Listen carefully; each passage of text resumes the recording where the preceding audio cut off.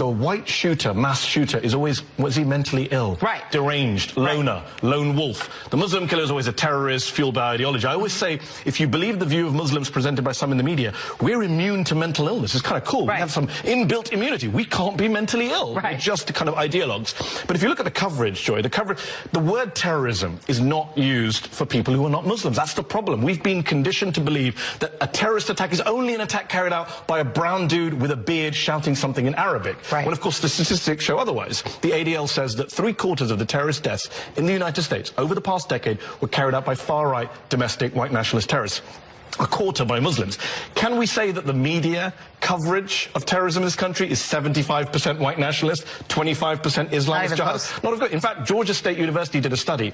They found that a Muslim terrorist gets 4.5 times as much coverage of his crime as a non-Muslim terrorist. Right. 4.5 times. Well, think about the killer in Las Vegas who gunned down hundreds of people. It's hard to even remember him. He's gone. Nobody talks about him anymore. No one talks about him. Here's a statistic for you. The Georgia State guys found that a non-Muslim terrorist has to kill, on average, 7 people more than a Muslim terrorist to get equal coverage as a Muslim terrorist. Yeah. That's a hashtag media fail. And I'm always reminded of that old viral tweet that terrorism is one of the only areas where white people do most of the work and get none of the credit.